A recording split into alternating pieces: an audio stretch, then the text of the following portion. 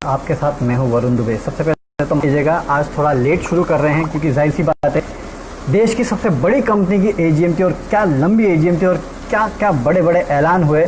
तो इन बड़े ऐलानों को पूरा देश सुन रहा था, तो जाहिर सी बात है मैं भी उसको सुन रहा था और इसके लिए आज आने में थोड़ी देरी हो गई। काफ़ी बड़े ऐलान हुए हैं। 5G को लेके ऐलान हुआ, किस तरह से उस पर काम किया जाएगा। रिटेल रिलायंस का रिटेल बिजनेस को लेके बड़े बड़े ऐलान हुए, उसका विजन रखा गया। एनर्जी सेक्टर को लेके विजन रखा गया। तो काफ़ी सारी बड़ी बातें हुई रिलायंस की एजीएम पे, तो वो सबसे बड़ा हाईलाइट था आज के दिन का। इसके अलावा इंडियन मार्केट्स को अगर आप देखें तो शुरुआत तो आज इंडियन मार्केट्स ने काफ़ी अच्छी की थी। ऐसी बात है कि जो ग्लोबल क्यूज थे वो काफ़ी अच्छे थे और इसकी वजह से कहीं ना कहीं मार्केट में आपने देखा कि सुबह जब हम खुले थे तो एक बेहतरीन तेज़ी जो है इंडियन मार्केट्स में देखने मिली थी, क्योंकि मेडरमा उसकी जो दवाई है बेसिकली कोविड की, वो काफ़ी अच्छी प्रोग्रेस कर रही है। तो उसको लेके काफ़ी मार्केट उत्साहित है, जिसकी वजह से आप देख रहे थे कि उस काउंटर में अच्छी खासी, इनफैक्ट उस काउंटर में बोल रहा हूँ, उस काउंटर में तो ग्लोबल मार्केट्स में देखने मिले, लेकिन उसके वजह से ग्लोबली सपोर्ट मिला और आपने देखा कि यूएस के मार्केट्स में अच्छी खासी तेज़ी देखने मिली थी। और उसी के चलते आज पूरे अगर आप एशिया को देखें तो वहाँ भी अच्छे खासे गेंस देखे मिले थे शुरुआत में। और उसके बाद इंडियन मार्केट जो है उन्होंने भी रिजॉइस किया। हालांकि उसके बाद कुछ हद मुनाफा वसूली देखने मिली, तो उस मुनाफा वसूली के चलते इंडियन मार्केट जो है वो थोड़े बहुत गिर गए उसके बाद, और ऑलमोस्ट हम फ्लैट बंद हुए थे। कि ऐसा भी कुछ ख़राब हुआ नहीं कि ऐसा हो गया कि इंडियन मार्केट में बहुत बड़ी गिरावट आई, नहीं, ऐसा नहीं हुआ है। थोड़ी बहुत प्रॉफिट बुकिंग जो है वो हुई है, नहीं तो आज मार्केट की चाल जो है वो काफ़ी अच्छी थी। हालांकि प्रॉफिट बुकिंग होना अच्छा भी है क्योंकि कहीं ना कहीं खरीदारी के मौके मिलते हैं, ये याद रखिए। तो healthy profit booking, let's see. मुझे लगता है कि उम्मीद तो है कि तेज़ी पकड़ना चाहिए Indian markets, but then will have to see कि कल के कौन से बड़े क्यूज़ है और माफ़ कीजिएगा, कौन सी बड़ी चीज़ें हैं जो मार्केट्स को ड्राइव करती है, और उसके बेसिस पे देखेंगे कल कितनी तेज़ी देखने मिलती है। क्योंकि आज थोड़ा बहुत रिलायंस में भी अगर आप देखें तो उस एजीएम के दौरान प्रॉफिट बुकिंग देखने मिली। इनफैक्ट पिछले कुछ दिनों से अगर आप देखें तो गजब की तेज़ी काउंटर दिखा चुका है। तो जाहिर सी बात है आज तो प्रॉफिट बुकिंग होनी थी, तो वही प्रॉफिट बुकिंग हुई है। तो यहाँ से थोड़ा सपोर्ट जो पहले कुछ मिल रहा था वो चला गया। इसके अलावा अगर आप देखें तो बैंक निफ्टी ने भी जो सपोर्ट दे रहा था, बैंक निफ्टी सुबह से अगर आप देखें तो गजब की तेज़ी वहाँ थी, बंद होते होते ये भी लाल निशान में आया। तो ये कुछ चीज़ें थी जिसकी वजह से मार्केट में गिरावट आई। लेट्स सी, अभी भी आज भी वो तो 10,550 का लेवल जो है वो हमने तोड़ा नहीं है, तो अभी भी वो लेवल जो है वो इंटैक्ट है। तो कल के लिए भी मैं उसी लेवल को वॉच करूँगा और ऊपर की तरफ देखिए आज 10,827 के आसपास गया, तो फिर से 10,800 का लेवल जो है उम्मीद करते हैं वहाँ जाए। अगर 10,550 के नीचे गया तो 450 और फिर 300। काफ़ी बार मैं आपको ये लेवल्स बता चुका हूँ, तो यही लेवल्स अभी भी रहेंगे।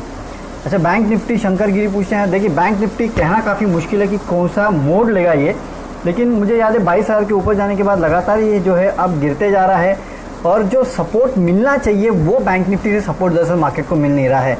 तो मैं अभी भी थोड़ा स्केप्टिकल पूरे बैंक निफ्टी को लेके। मुझे कोई बहुत बड़ी तेज़ी बैंक निफ्टी में दिखाई अभी भी नहीं दे रही। स्टेबल होने दीजिए पहले बैंक निफ्टी को, उसके बाद देखते हैं कि क्या होता है। सुनिए ना, अभिषेक कार्तिक यहाँ पे, कार्तिक येस बैंक पे पूछिए कि येस बैंक पे क्या करना चाहिए। देखिए येस बैंक ने अगर आप देखें तो नो डाउट पैसे उठाए हैं एफपीओ के ज़रिए, अच्छे खासे पैसे उठा लिए। 4,000 करोड़ के आसपास इन्होंने एफपीओ के तो उठा लिए हैं, और बाकी जो है वो अब लोगों से उठाने वाले 10 से 12 रुपए के भाव पर। लेकिन इसमें एक प्रॉब्लम ये है कि येस बैंक के एफपीओ में कोई भी लॉक इन नहीं है। तो अगर लॉक इन नहीं है तो जैसे लोगों के हाथ में शेयर आएंगे लोग बेचने को निकलेंगे। हो सकता है एंकर इन्वेस्टर्स नहीं बेचे, लेकिन अगर रिटेल में अगर किसी के हाथ में आएंगे तो कहीं ना कहीं बेचने के लिए निकलेंगे। मुझे लगता है जब तक लोगों के हाथ में शेयर आते हैं और उसके बाद हो सकता है कि मार्केट में ऑफलोड करें ना, तो उसके चलते शेयर की प्राइस शायद दबाव में आ सकती है। इसके लिए थोड़ा वेट कीजिए, वेट एंड वॉच। मेरे ख्याल से फ़िलहाल इतनी घाई नहीं करनी चाहिए आपको इस काउंटर में पैसा लगाने की। थोड़े दिन रुक जाइए। अगर आपको एफपीओ में पैसा लगाना है तो शायद एफपीओ में लगा भी सकते हैं आप, क्योंकि हो सकता है आपको थोड़े बहुत गेंस हो जाए, लेकिन again that would be risky, क्योंकि पता नहीं वो टाइम पे फिर मार्केट का रेट क्या रहता है इस काउंटर का। अगर उसके नीचे गया तो फिर आपके लिए बचा क्या, कुछ नहीं बचेगा इसके लिए। तो वैसे वेट की नहीं है, ये एक बात अच्छी। तो शॉर्ट तो नहीं करेंगे कम से इस काउंटर को, जो भी आएगा वो बेचने के लिए आएगा। तो थोड़ा वेट कीजिए, वेट एंड वॉच, उसके बाद देखेंगे कि क्या करना है। फिलहाल वेट एंड वॉच है। अगर आपके पास है तो मेरे ख्याल से थोड़ा बहुत निकल जाइए इस काउंटर से, और अगर नहीं खरीदारी करना है तो वेट एंड वॉच। ओके, अगला सवाल यहाँ लेते हैं। Santosh, why the price of Reliance has drop more than ₹100। देखिए सर, इतने दिन से चला था तो आज प्रॉफिट बुकिंग तो होनी ही, वो प्रॉफिट बुकिंग हुई है मोस्ट प्रॉब्ली रिलायंस में।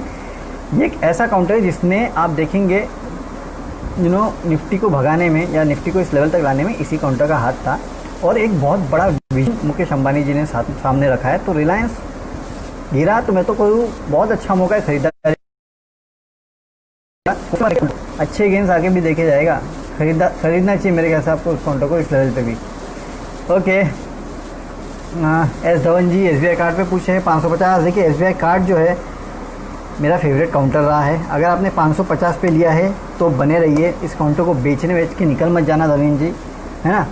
691 पे चल रहा है, पेशेंटली बैठ सकते हैं। और अगर आप लॉन्ग टर्म इन्वेस्टर है तो आपको इस काउंटर में 769 का 50 वीक हाई था, मेरे ख्याल से फिर से काउंटर छूता हुआ दिखाई देगा। आप नहीं तो थोड़े दिन बाद तो होल्ड का कॉल होगा इस काउंटर पे, बेचना नहीं है। नई खरीदारी करना है तो भी कीजिएगा। इस काउंटर को लेकर मैं काफ़ी बुलिश हूँ और इस काउंटर में पैसा बनेगा, ये भी मैं आपको बोल सकता हूँ। तो it's a good counter, wait over here. Sonia Sharma, Airtel, देखिए भारती एयरटेल काउंटर अच्छा है और इन लेवल पे अगर आप देखें तो यहाँ पे कंसोलिडेट कर रहा है कुछ, मतलब वो 600 का लेवल पार कर नहीं पा रहा है ये काउंटर और उन लेवल से बार बार नीचे आ रहा है। आज भी देखिए 4-4% के आसपास की गिरावट आई। अब एक चीज़ थी कि अगर 2G कस्टमर्स 4G में कन्वर्ट हो जाएंगे तो क्या होगा, इन कंपनीज़ को बड़ा नुकसान हो सकता है। बट इस सेक्टर को अगर आप देखें ना तो सेक्टर में बचे दो ही है। इसके लिए मैं कहता हूँ हमेशा कि रिलायंस के अलावा भारती एयरटेल ही एक है जिसको आपको टेलीकॉम स्पेस में पैसा लगाना चाहिए। अगर यहाँ से गिरता है और तो मेरे ख्याल से धीरे धीरे करके इस कंपनी को एक्यूमुलेट करिएगा।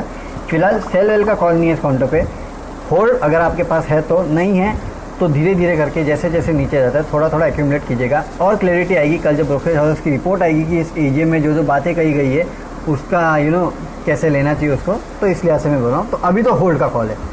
ओके, गौरव इंगोले पूछ रहे हैं बालकृष्ण इंडस्ट्रीज़ में करना क्या चाहिए। देखिए सर, बालकृष्ण इंडस्ट्रीज़ ये वो ऑफ मार्केट टायर बनाती है। फिलहाल ये काउंटर 1250 के आसपास ट्रेड कर रहा है, 1350 के 1350 के आसपास इसका इस कंपनी का 50 वीक हाई है। ये जैसे कि मैं इसके पहले भी कहते आया हूँ कि जब ऑटो कंपनीज में तेज़ी की बातें चल रही है तो जाहिर सी बात है कि उसकी एंसेसरी कंपनी जैसे कि टायर कंपनीज है उनमें भी तेज़ी की बात आज नहीं तो कल आएगी। ये कंपनी देखिए गिरावट में भी, इस कंपनी में गिरावट इन द सेंस अगर मैं बोलूँ तो जिस तरह से मार्केट गिरा है उसमें इस कंपनी में ज़्यादा गिरावट आई नहीं है। तो ये साफ तौर पे दिखाता है कि इस कंपनी के इंटरनल स्ट्रेंथ कितनी अच्छी है, स्टॉक की इंटरनल स्ट्रेंथ कितनी अच्छी है। अगर आपके पास है तो होल्ड कीजिएगा इन लेवल पे, नहीं है तो मेरे ख्याल से अगर ये गिरता है और यहाँ से तो धीरे धीरे करके आपको इस कंपनी का एक्यूमुलेट करना चाहिए। शायद कोई MRF होता, ये सब होता तो मैं इसके लिए नहीं बोलता, लेकिन बालकृष्ण क्योंकि कंपनी अच्छी है लेकिन रिस्क एक ही है इसका, क्योंकि ये वो जो बड़े बड़े टायर होते हैं ना वो बनाते हैं। अगर इकोनॉमिक एक्टिविटी शुरू नहीं हुई या फिर उसमें देरी लगी तो इस कंपनी की दिक्कत हो सकती है। बट मुझे लगता है ये कंपनी ओवरकम कर लेगी चीज़ों को। तो है तो बने रहिए, अगर नहीं है तो थोड़ा नीचे आएगा तब शायद लेने के मेरे ख्याल से आपको इस कंपनी के लिए और भी अच्छे मौके जो है वो बन सकते हैं, है ना। ओके, यहाँ पे ओके, तो मोहित बात्रा स्पाइस जेट पे पूछे कि स्पाइस जेट, मोहित बात्रा जी देखिए एविएशन काउंटर से दूर रहिएगा बिल्कुल भी। स्पाइस जेट हो या इंटरग्लोब हो, जो भी हो, मुझे इन कंपनीज पे ज़्यादा भरोसा है नहीं फ़िलहाल के टाइम पे, क्योंकि एविएशन अगर सेक्टर खुल भी गया ना तो कितने जन फ्लाइट में जाएंगे, क्या होगा क्या नहीं होगा। ये जो डिस्क्रिप्शनरी वाले है ना इनसे थोड़ा दूरी रहिए। ट्रैवल एंड टूरिज्म हो गया हो, PVR टाइप काउंटर हो, स्पाइस जेट हो, फिलहाल इनसे दूर रहिए। अगर इस स्पेस में आप चाहते हैं कि मैं एक्सपोजर लूँ तो इंटरग्लोब के सिवा फ़िलहाल एक्सपोजर लेना किसी में भी सही नहीं होगा। लेना है तो इसमें लीजिएगा, नहीं तो मेरे ख्याल से और किसी कंपनी में लेने की आपको ज़रूरत नहीं है। स्पाइस जेट तो बिल्कुल नो है ना। नितेश दोषी थायरोकेयर पे पूछते हैं, थायरोकेयर हो, डॉक्टर लाल हो, मेट्रोपोलिस हो, इन काउंटर्स में हमने देखा है कि पिछले कुछ दिनों में अच्छी खासी रैली जो है वो देखने मिली थी। आज ये रैली थोड़ी बहुत तो फिजल आउट होते हुए नजर आई, लेकिन ये जो तीनों कंपनीज़ है ना, ये तीनों कंपनीज़ अभी फ़िलहाल एक्सपोजर लेने लायक है। अगर आप चाहते हैं तो आप इन काउंटर्स पे एक्सपोजर ले सकते हैं। हालांकि पिछले कुछ दिनों में काफ़ी तेज़ी से काउंटर बढ़ा है। तो इस काउंटर में मेरे ख्याल से, क्योंकि मैं लेवल्स देख रहा था कि किन लेवल्स तक ये जा सकता है, तो मेरे ख्याल से इन काउंटर्स में आपको फिलहाल 550 तक के देखिए। अगर 550 तक आता है ये काउंटर नीचे तो थोड़ा पैसा लगाइए, उसके बाद रुकिए, और नीचे आता है तो और पैसा लगाइए। लॉन्ग टर्म के लिए काउंटर्स अच्छे, भले थायरोकेयर हो, डॉक्टर लाल हो या मेट्रोपोलिस हो, लेकिन अगर तीनों में से एक एक करके अगर मुझे चूज़ करने की बारी आए तो मैं पहले डॉक्टर लाल लूँगा, फिर मेट्रोपोलिस लूँगा, फिर जाके मैं थायरोकेयर को हाथ लगाऊंगा। तो ये मेरा पैकिंग ऑर्डर होगा जिसके बेसिस पे मैं पैसा लगाना चाहूँगा। आपका पैकिंग ऑर्डर आप देख लीजिए, लेकिन ये मेरा पैकिंग ऑर्डर होगा जिसके ऊपर मैं पैसा लगाना चाहूँगा। ओके, रमन पाल BPCL पे पूछ रहे हैं। देखिए सर रमन जी, BPCL तो आपको पता ही है, ये एक डिसइन्वेस्टमेंट स्टोरी है, इससे ज़्यादा कुछ है नहीं।